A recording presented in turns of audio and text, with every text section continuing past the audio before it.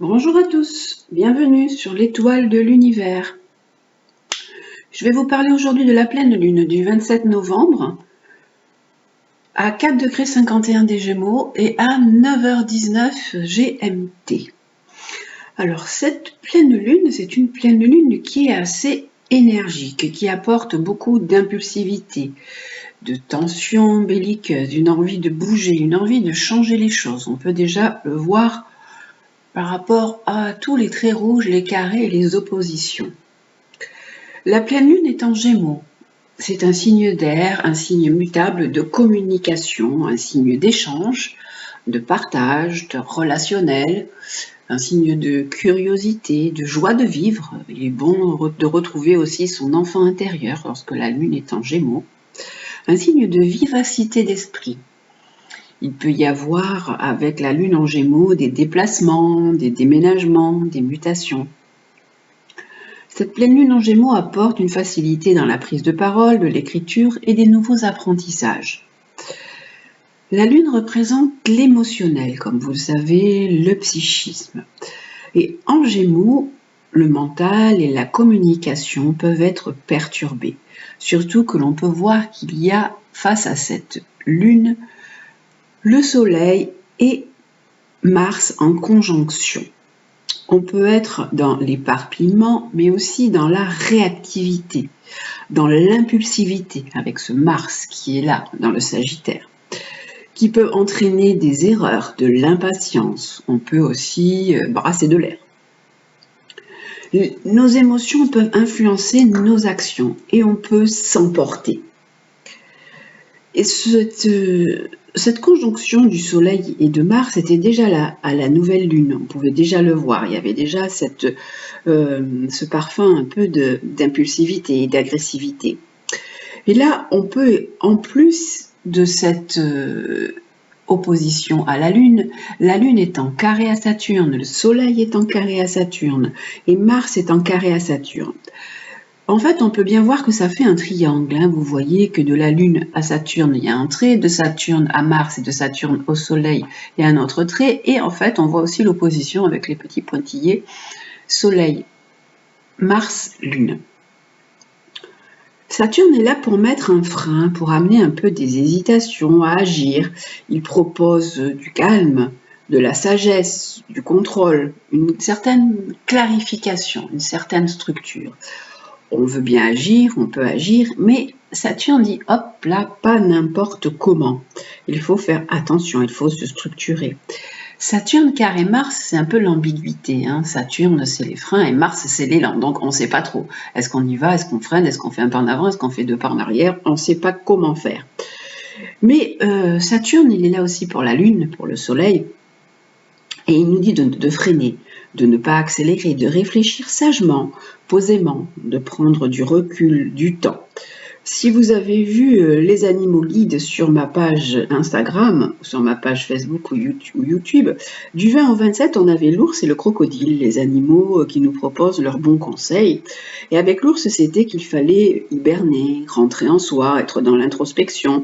Le crocodile, c'était attendre, ne pas sauter sur les occasions. Le crocodile, c'est la notion de latence et de fulgurance. Il faut vraiment réfléchir avant de sauter sur quelque chose. Et du 27 au 3 décembre, les animaux guides seront la tortue et le chat. Donc pareil, la tortue qui nous parle aussi de lenteur, qui va nous dire d'aller lentement mais sûrement, et le chat, d'être prêt à bondir quand il faut, mais d'être aussi dans une certaine compréhension des choses invisibles. Et là, on nous parle d'une notion de temps. Avec Saturne, on nous dit qu'il faut aussi du temps. Saturne, c'est Chronos, le mangeur d'enfants, et c'est cette représentation du temps. Donc voilà, cette pleine lune, alors elle est pleine d'énergie, elle nous donne envie de faire des choses, elle donne envie de bouger, elle donne envie d'agir, mais attention, voilà, tout simplement, c'est une petite mise en garde de dire pas n'importe comment, pas dans l'agressivité, pas dans sauter sur l'autre dès qu'il dit quelque chose, pas monter en puissance. Mercure, c'est la planète du Gémeaux, et Mercure se trouve en Sagittaire. Alors en Sagittaire, Mercure donne envie de foncer, c'est un signe de feu, le Sagittaire, un mental bouillonnant, ça nous rend un peu franc, ça nous rend franc, même très envie de s'ouvrir aussi à des communications différentes, et ça nous rend idéaliste. Alors attention à l'idéalisme, parce que justement, on peut voir que Mercure est en carré à Neptune. Donc ce carré, justement, c'est ce qui dit attention à l'idéalisme, aux illusions, à être un peu trop rêveur, à croire ce qu'on a envie de croire, à se laisser porter, à s'éparpiller, à être peut-être aussi dans la fuite, ou même parfois dans les paradis artificiels pour certains.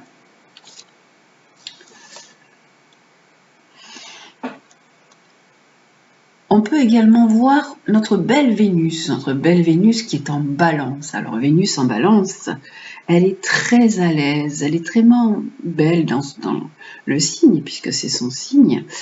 Elle évoque du charme, elle évoque de la douceur, de la tendresse, de la délicatesse.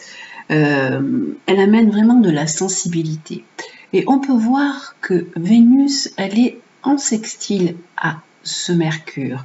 Donc ça peut donner de la sensibilité dans des discussions amoureuses, on peut exprimer ses sentiments, ça amène de la douceur dans les communications, donc il faut aussi du coup s'appuyer sur ça. Ça peut amener aussi des rencontres possibles sur les réseaux sociaux, mais attention, comme je vous ai dit, aux illusions. Cette belle Vénus, elle est en sextile à Mars, donc on peut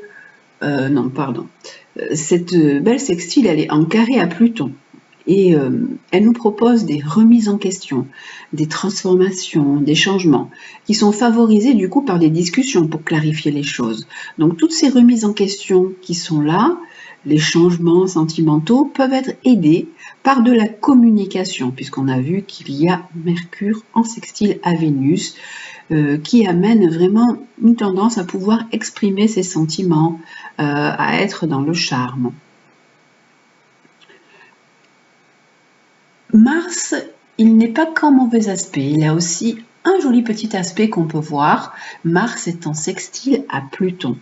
Donc on a envie d'agir avec passion pour modifier des choses, pour débloquer des situations, pour amener des transformations. En fait, Mars-Pluton, quand il est en sextile, on se bat, mais on se bat de façon positive.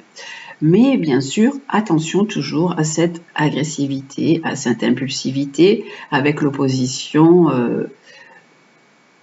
et la conjonction Soleil-Mars opposée à la Lune, et tout ça en carré à Saturne.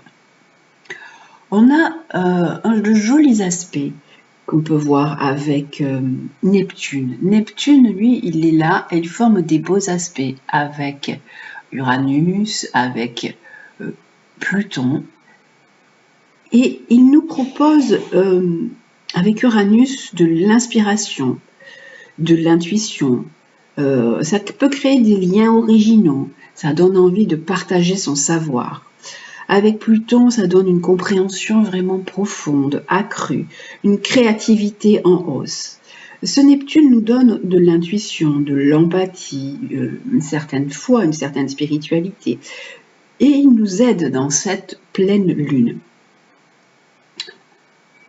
Cette pleine lune, elle est porteuse de tension, d'énergie qui bouge, d'impulsivité, avec un besoin vraiment de mouvement, d'action. Elle nous invite à échanger, mais des fois aussi à changer d'air, à partager des points de vue différents, à faire preuve de mobilité, d'adaptabilité, excusez-moi, d'adaptabilité. Vraiment à faire preuve de souplesse aussi. Les rencontres peuvent être fortuites, inattendues, parfois éphémères, et aussi des rencontres éphémères peuvent se créer. Donc attention avec le Neptune aux illusions et à ne pas trop se tromper. Saturne qui est là pour cette pleine lune nous aide aussi. Alors c'est vrai qu'il est un peu bloquant, Saturne là, parce qu'il est en carré, mais il nous propose, puisqu'en fait on a cette envie de bouillonnement, cette envie d'agir, de faire bouger des choses, de les transformer. Il nous propose de prendre le temps.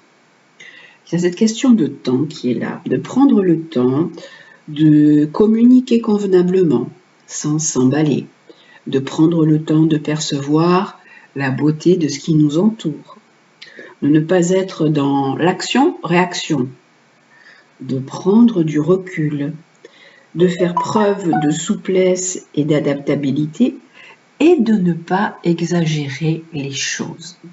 Voilà toutes les propositions de cette pleine lune du 27 novembre. Voilà toutes les belles énergies qui sont là en place. Donc maintenant, vous êtes prévenus, vous savez que 2 jours avant, 2 jours après aussi la pleine lune, les énergies sont encore là.